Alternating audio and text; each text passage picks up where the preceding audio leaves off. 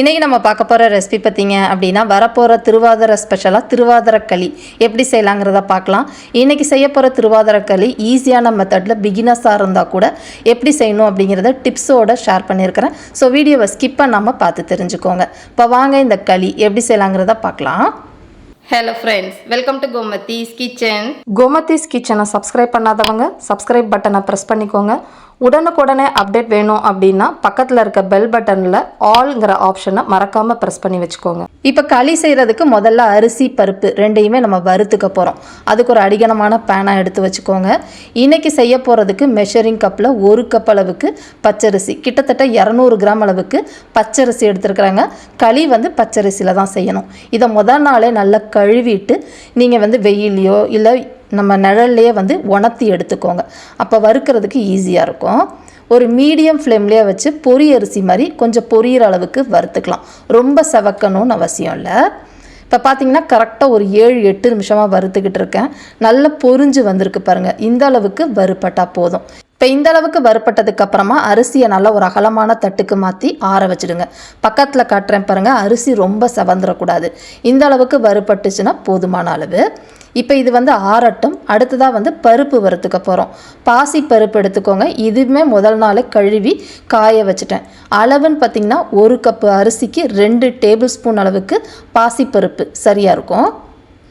இப்போ இந்த பருப்புமே நல்லா செவந்து வர மாதிரி மிதமான தீயிலே வறுத்துக்கோங்க. பருப்பு ரொம்ப கருகிடக்கூடாதுங்க. இந்த அளவுக்கு செவந்து வறுப்பட்டால் போதும். இதையுமே அரிசி எடுத்து வச்சுருக்கிற அதே தட்டுக்கே மாற்றி நல்லா ஆற வச்சுடுங்க. அரிசி பருப்பு ஆறட்டும். அதுங்களையும் வெல்லத்தை நம்ம கரைச்சி ரெடி பண்ணிக்கலாம். வெல்லத்தை ஏற்கனவே நுணுக்கி எடுத்து வச்சுருக்கிறேன். அளவுன்னு பார்த்தீங்க அப்படின்னா எடுத்த கப்பு அரிசி அளந்த கப்புலையே நீங்கள் வெல்லத்தை அளந்துக்கோங்க. கிட்டத்தட்ட 2 கப் அளவுக்கு வெல்லத்தை பொடிச்சது சேர்த்துருக்குறேன். இது நல்ல தித்திப்பாங்க இருக்குங்க. உங்களுக்கு இனிப்பு கம்மியாக வேணும் அப்படின்னா 1.5 கப்பு கூட நீங்கள் சேர்த்துக்கலாம். உங்கள் விருப்பம்தான். இப்போ தண்ணி அளவும் நம்ம காய்ச்சறதுக்கு கரெக்டாக எடுத்துக்கோங்க. ஏன்னா இதே இதுதான் நம்ம களிக்கின்றதுக்கும் யூஸ் பண்ண போகிறோம் இல்லையா? அதனால் எடுத்த கப்லேயே 1 கப் அளவுக்கு தண்ணி முதல்ல இதில் சேர்த்துக்கலாம். இப்போ இந்த வெல்லத்தை பொறுத்த வரைக்கும் பார்த்திங்கன்னா நம்ம பாகுலாம் காய்ச்ச போகிறது கிடையாது. வெல்லத்தை பொறுத்த வரைக்கும் கட்டாயமாக தூசு மண் இருக்கும். அதை வடிகட்டுறதுக்காக இதை கரைச்சிக்க போகிறோம், அவ்வளோதான். இப்போ பார்த்திங்கன்னா போட்டிருக்கிற வெல்லம் நல்லா கரைஞ்சி இந்த அளவுக்கு வந்துருச்சு. இதை அப்படியே எடுத்து வச்சுருங்க. களி கிண்ட போகிறப்ப டேரெக்டாக நம்ம வடிச்சுக்கலாம். இப்போ அடுத்ததாக பார்த்திங்கன்னா நம்ம வறுத்த அரிசி பருப்பு நல்லா ஆறி இருக்கணும். இந்த அளவுக்கு ஆறி போனதுக்கப்புறமா இதை நம்ம உடச்சி எடுத்துக்க போகிறோம்.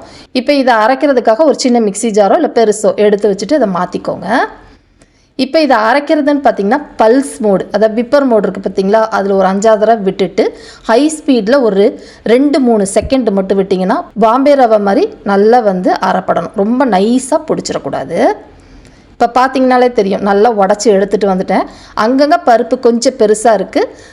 ரவை மாதிரி நான் அரிசியும் உடச்சிருக்கிறேன். நைஸாக ஆகிடுச்சுன்னா களி அந்தளவுக்கு நல்லா இருக்காது. இப்போ நம்ம களி செய்கிறதுக்கு நல்ல அடிகனமான பாத்திரமாக எடுத்துக்கோங்க. இப்போ நம்ம ஏற்கனவே கரைச்சி வச்சுருந்தோம் பார்த்திங்களா வெள்ளை கரைசல், அதை டைரெக்டாக இதில் வடிகட்டிக்கலாம். இப்போ 1 கப்பு வெல்லத்தை கரைச்ச தண்ணி இதில் சேர்த்துருக்கோம். மிச்ச தண்ணின்னு பார்த்திங்கன்னா எடுத்த கப்லேயே தான் தண்ணி அளக்கணும். உங்களுக்கு களி நல்லா குழகுழப்பாக வேணும் அப்படின்னா மொத்தமாக வெள்ளைக்கரைசலோடு சேர்த்து 4 கப்பு எடுத்துக்கோங்க. இல்லை எனக்கு நல்ல உதிரியாக வேணும் அப்படின்னா 3 கப்பு வெல்லத்தை கரைச்ச தண்ணியோடைய சேர்த்துக்கோங்க, கரெக்டாக இருக்கும். இப்போ நான் 4 கப்பு மொத்தமாக சேர்த்துருக்குறேன். இப்போ இதிலேயே ஒரு சிட்டி அளவுக்கு, அதாவது 1/8 1/16 டீஸ்பூன் ஒன்று இருக்கும், அதில் உப்பு சேர்த்துக்கோங்க. அதிகமாக சேர்க்க வேண்டாம். கூடவே தேங்காய் உங்களுக்கு எவ்வளோ விருப்பம் வேணுமோ அதுக்கேற்ற மாதிரி துருவின தேங்காய் சேர்த்துக்கோங்க. நான் ஒரு 1/4 கப்பு துருவின தேங்காய் சேர்த்துருக்குறேன். இப்போ இதை அடுப்பில் வச்சு இந்த தண்ணி நல்லா தளதளன்னு கொதிச்சு வரட்டும். மீடியம் ஃப்ளேம்லேயே கொதிக்க விடுங்க.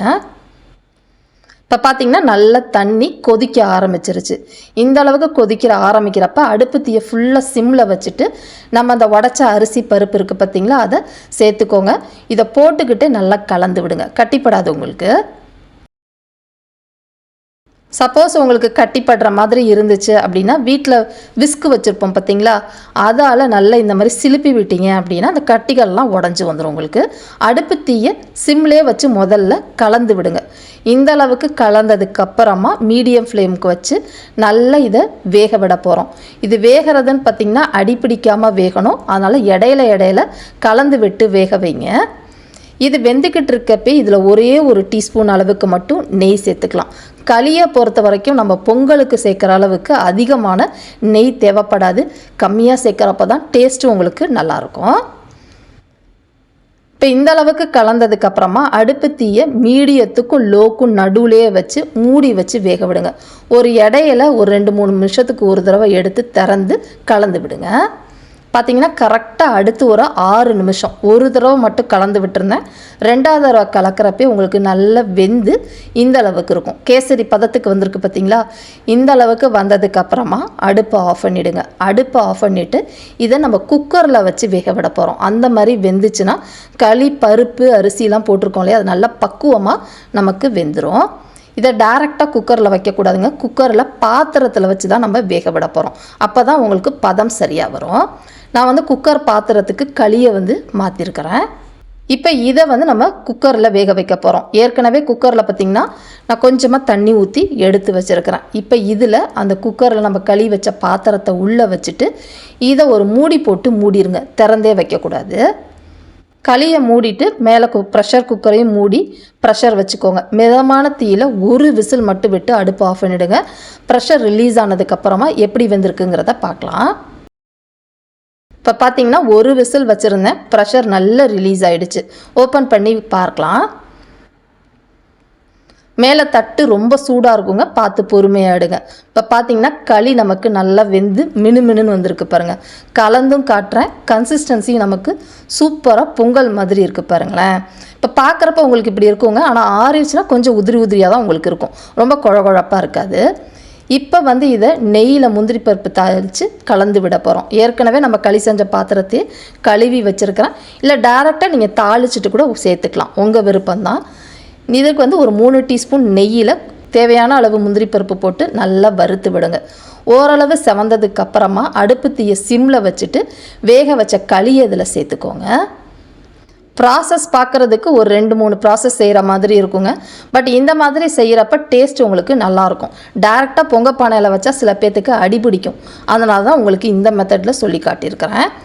இது கலந்துக்கிட்டு இருக்கப்பே ஒரு 3 ஏலக்காவை இடிச்சிட்டு ஃப்ரெஷ்ஷாக சேர்த்துக்கோங்க. அப்போ தான் மணமாக இருக்கும். இப்போ இதெல்லாம் கலந்து விட்டுட்டு அடுப்பை ஆஃப் பண்ணிட வேண்டியதான். இதுக்கு மேலே நீங்கள் இதை வேக வைக்க வேண்டிய அவசியம் கிடையாது. நல்ல ஒரு சூப்பரான களி ரெடி ஆகிடுச்சு. நான் ஏற்கனவே சொன்ன மாதிரி நான் சாஃப்டான களியாக செய்ய போகிறேன். அதனால தான் 4 கப்பு தண்ணி ஊற்றி இந்த பக்குவத்துக்கு செஞ்சு வச்சுருக்கிறேன். உங்களுக்கு நல்லா உதிரியாக வேணும்னா 3 கப்பு தண்ணி ஊற்றுனீங்கன்னா நல்லா ஆறுனதுக்கப்புறமா உதிரியான களியாக வரும். உங்களுக்கு விருப்பத்துக்கு ஏற்ற மாதிரி தண்ணி ஊற்றி களியை செஞ்சுக்கோங்க. அவ்வளோதாங்க, சூப்பரான திருவாதிரை களி ரெடி ஆகிடுச்சு. இதே மாதிரி அளவுகளோட இந்த திருவாதிரைக்கு களியை செஞ்சு பாருங்கள். செஞ்சு பார்த்துட்டு எப்படி இருக்குது அப்படிங்கிறத கமெண்ட் பண்ணுங்கள். வீடியோ பிடிச்சிருந்தாலும் கமெண்ட் பண்ணுங்கள். லைக் பண்ணுங்கள், ஷேர் பண்ணுங்கள். மறக்காமல் கோமதீஸ் கிச்சன் சேனலையும் சப்ஸ்கிரைப் பண்ணி வச்சுக்கோங்க. தேங்க்ஸ் ஃபார் வாட்சிங்.